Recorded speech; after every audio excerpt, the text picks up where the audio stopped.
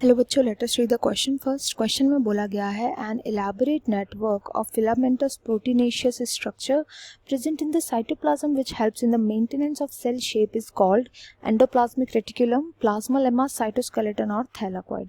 इनमें से ऐसा कौन सा ऑर्गेनेल है जो हेल्प करता है सेल की शेप को मेंटेन करने में एंड ये फिलामेंटस प्रोटीनेशियस स्ट्रक्चर का बना हुआ होता है, साइटोप्लाज्म में प्रेजेंट होता है। तो यहाँ पे की कॉन्सेप्ट जिसकी हम स्टडी करेंगे that is various type of organelles.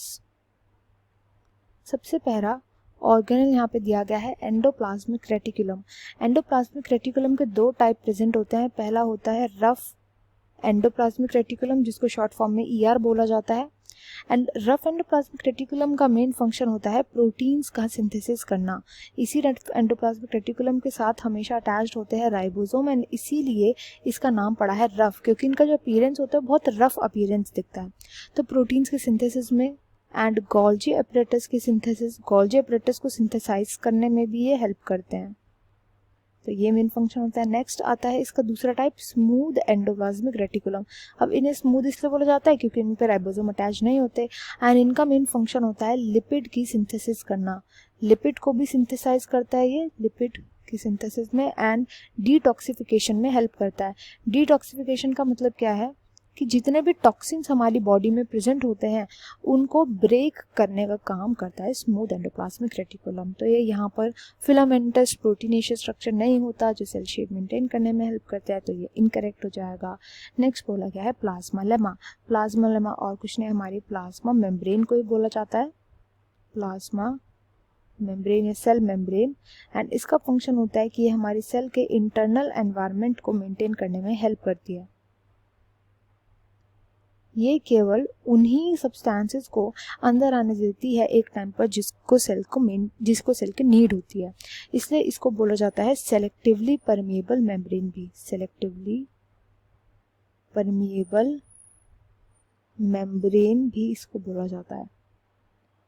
And ये कंट्रोल करती है मूवमेंट ऑफ आयंस या दूसरे कंपोनेंट्स को, मूवमेंट ऑफ आयंस या दूसरे कंपोनेंट्स को जो केवल सेल को चाहिए होते हैं उन्हीं की मूवमेंट होने से सेल के अंदर एंड बाहर। तो ये भी यहाँ पे इनकरेक्ट हो जाएगा। ऑल्दो सेल की शेप मेंटेन करने में हेल्प करती है बट ये प्रोटीनेशियस फिलामेंटस स्ट्रक्चर नहीं होता इसका, ये बनी होती है फॉस्फोलिपिड की, फॉस्फोलिपिड की बनी होती है, तो इसलिए ये इनकरेक्ट है। नेक्स्ट में बोला गया है साइटोस्केलेटन। साइटोस्केलेटन जैसे कि इसके नाम में आ रहा है, साइटोस्केलेटन का फंक्शन होता है जैसे स्केलेटन होता है हमारे अंदर स्केलेटन का क्या फंक्शन होता है, शेप को मेंटेन करके रखना। ऐसी जो साइटोप्लाज्म का या जो सेल का स्केलेटन होता है उसको बोलते हैं साइटोस्केलेटन, उसकी शेप मेंटेन करने में हेल्प करता है। अब हमारा स्केलेटन तो बोन्स का या कैल्शियम का बना हुआ होता है मेनली, बट जो सेल का जो स्केलेटन होता है वो बना हुआ होता है प्रोटीन्स का, प्रोटीन की फिलामेंट से। ये प्रोटीन की फिलामेंट्स जो होती है मोस्टली वो होती है एक्टिन, ट्यूबुलिन, ट्रोपोमायोसिन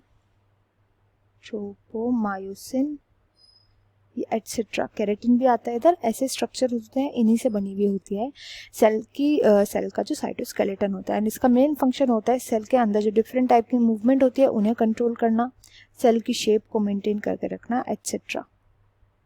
तो यही इस क्वेश्चन का राइट आंसर हो जाएगा, ऑप्शन 3 साइटोस्केलेटन। एंड फोर्थ में बोला गया है थाइलाकॉइड। थाइलाकॉइड प्रेजेंट होते हैं क्लोरोप्लास्ट में, यानी ये एक्सक्लूसिवली केवल प्लांट्स के अंदर प्रेजेंट होते हैं।